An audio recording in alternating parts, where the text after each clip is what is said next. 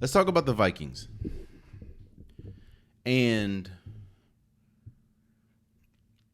this is probably one of the first times in a while that I look at a Vikings loss and I'm not instantly blaming Kirk Cousins.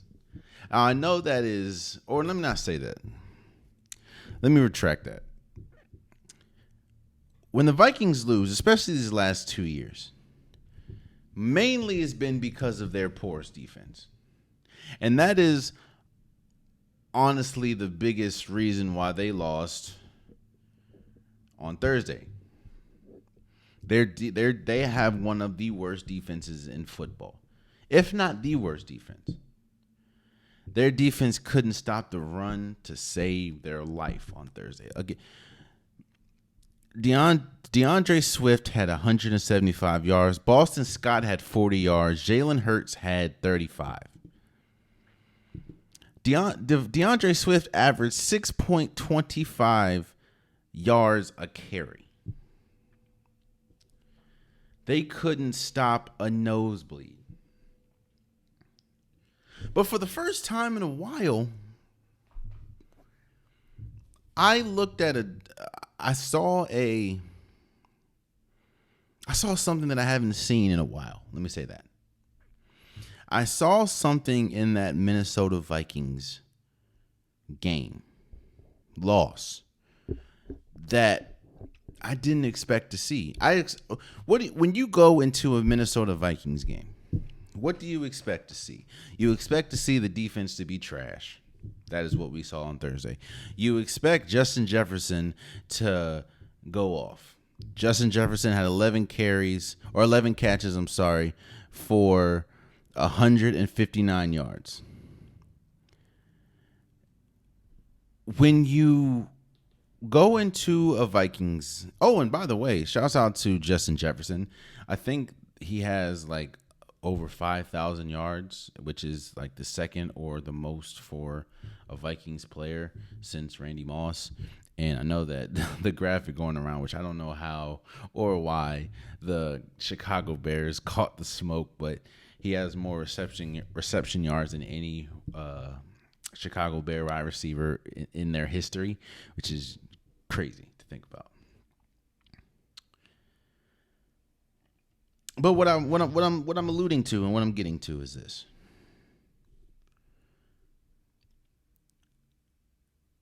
The best player on the field on Thursday Night Football was Kirk Cousins. You can argue it's DeAndre Swift, and if you say it is DeAndre Swift, then I'm not upset with you. But I would say that the best player on the field was Kirk Cousins. 31 for 44, 364 yards, 4 touchdowns. He can't help the fact that his running back, or let me see, Alexander Madison dropped a bunch of passes, or KJ Osborne dropped a bunch of passes.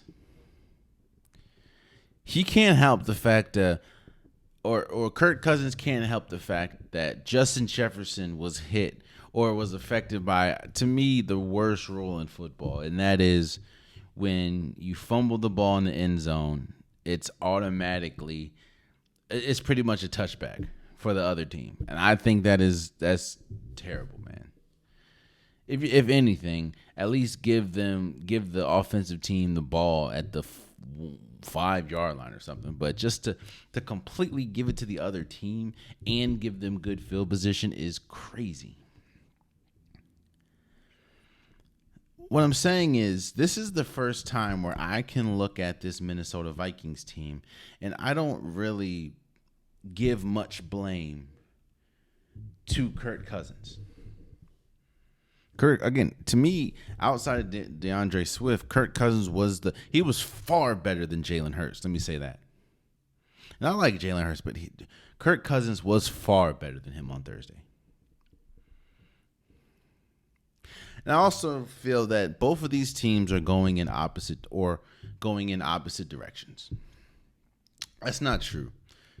That's not true. I feel that watching this game on Thursday, and it's as close as it was because the Vikings made a furious comeback at the end, because I think they were down 20 points at one point.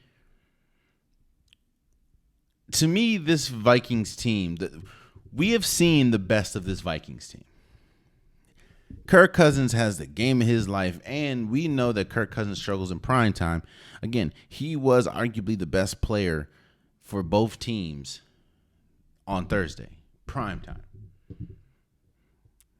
But I feel the Vikings have plateaued because you know what you're getting from the Vikings.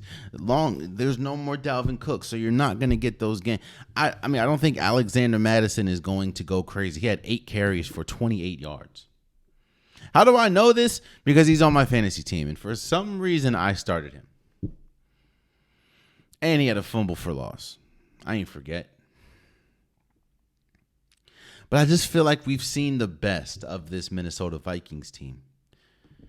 I feel like they're just going in a straight line. You know that Justin Jefferson's going to be good. You know that Kirk Cousins is going to have those games where he's incredible. Then he's going to have those games where he did game 1, where he has 3 or 4 turnovers. You know the defense is going to be terrible. Yet they're going to be in the game, or they're going to get blown out.